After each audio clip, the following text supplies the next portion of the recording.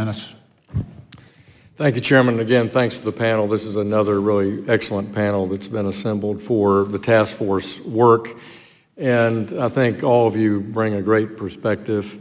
Certainly, this issue of customer choice is an important one, and we all are frustrated, I think, with moving away from passwords into a more robust authentication, which is critical to a digital world, critical to FinTech being successful, whether you're working at the biggest bank in the country or a great startup.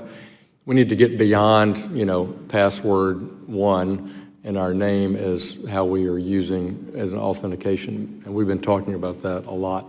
Secondly, this issue of I own the data, I'm the consumer, and I'm allocating you some data for a project we're working on together, and so broadening that transparency in access to my data for a purpose of taking a decision that I want to have with an online partner. These are really important areas, and thank you for bringing those up.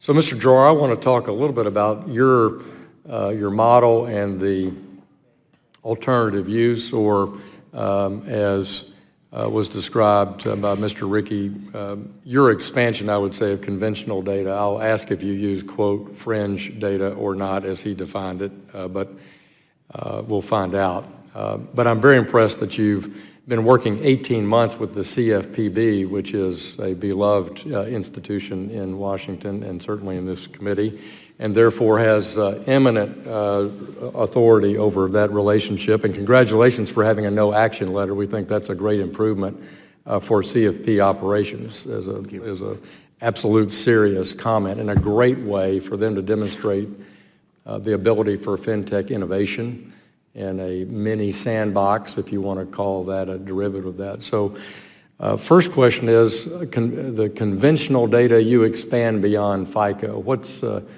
the nature of that in your business? Sure. So I want to say first, the data that we use in our models comes entirely from two sources. One is a credit reporting agency, and the second is directly from the consumer themselves. So we aren't, quote unquote, hoovering data in many places. We don't take data from Facebook, et cetera. What we do is include information, and I had mentioned a couple of them. Somebody's work history. Where do they work? Are they a nurse? Are they a policeman, et cetera? Their educational history, their degree of education obtained, their area of study.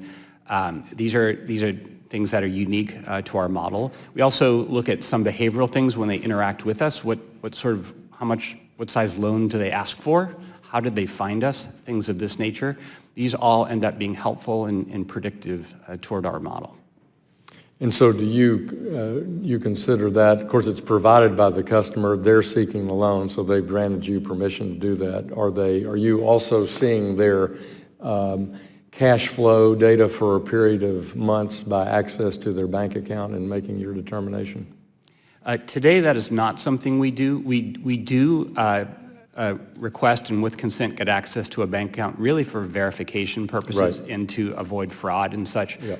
But it is, as of today, not part of our credit decisioning.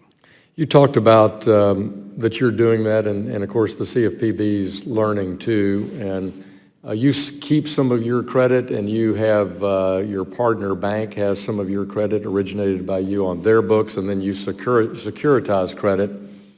So for the loans that you keep and for the loans that are on the bank's books, of course, those are being reviewed by compliance officials for compliance with all fair lending laws and the like. Isn't that right? Sure. There is many layers of oversight and governance over what we do. The vast majority, almost all Upstart loans are originated through bank partners, some of which are FDIC regulated, some of which are OCC regulated. So we are beholden to all of them and go through very regular audits and such. What is your view of what statutorily ought to change about the creation of a sandbox at our bank regulatory agencies? What does that mean to you? I see it in your testimony. You don't really explain what you mean by that. How do you define it? Well, our belief, as I said, is the right way to handle regulation for alternative data and the use of alternative data is actually to measure the outcome, to look at its impact on consumers and whether there is bias in the outcome. The challenge with that, in the way the world works today, is you don't know until you originate the loans. So you are taking on some risk that during that period of evaluation, of building and testing that model, you could be in violation of the law, of fair lending laws. So the sandbox concept is, how do you actually make progress there? How do you actually build a better model that is both more effective, more accurate, but also fair and unbiased, without testing and moving? And the notion of a sandbox is to provide some freedom, not just for a startup like we were 5 years ago, but to a large financial institution, a bank, to do the same thing. So this is like a phase 1 or phase 2 clinical trial in the drug research industry. How long do you think that would take, and how much of a big a data set would that be in just your world of personal lending, do you think would be necessary to prove out a concept like that analytically?